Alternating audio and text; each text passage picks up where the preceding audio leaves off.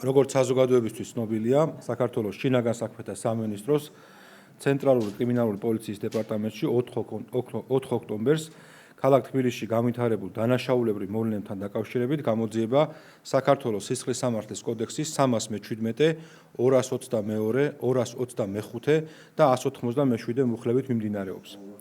გამოძიების ფარგლებში პირველ ეტაპზე სამართალდამცველების მიერ იდენტიფიცირებულია დანაშაულში მონაწილე 15 პირი, საიდანაც სასამართლოს განჩინების საფუძველზე უკვე დაკავებულია 13 პირი.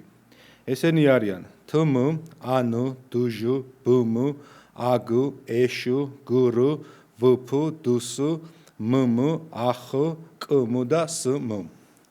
ორი პირი ჯერჯერობით იმყოფება მიმალვაში.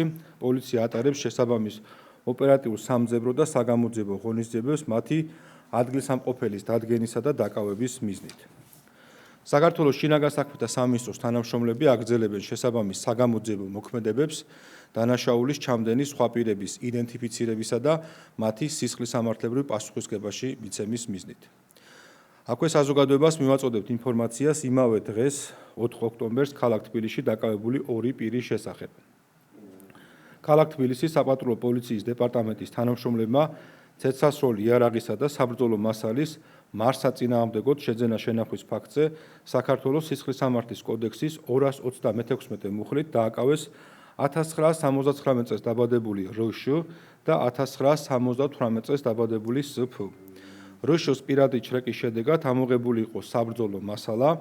გამოძიებით დადგინდა, რომ ამოღებული საბრძოლო მასალა განკუთვნილი იყო მის სახელზევე ტარების უფლებით რეგისტრირებული ცეცხლსასროლი იარაღისთვის. შესაბამისად დაკავებული პირი გათავისუფლდა. რაც შეეხება მასთან ერთად ყოფ მეორე დაკავებულ სფ-ს, სამართალდამცველების მიერ ბრალდებულის პირადი ჩრეკის შედეგად ამოღებულია მის სახელზე რეგისტრირებული ცეცხლსასროლი იარაღი.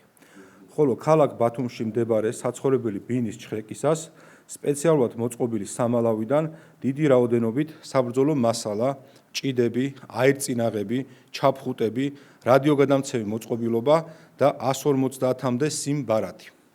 მას ბრალი წარედგინა საქართველოს სისხლისამართლის კოდექსის 236 მუხლის მესამე ნაწილით, რაც გულისხმობს ცეცხლსასროლი იარაღისა და საბრძოლო მასალის მარსაწინააღმდეგოდ შეძენა შენახვას.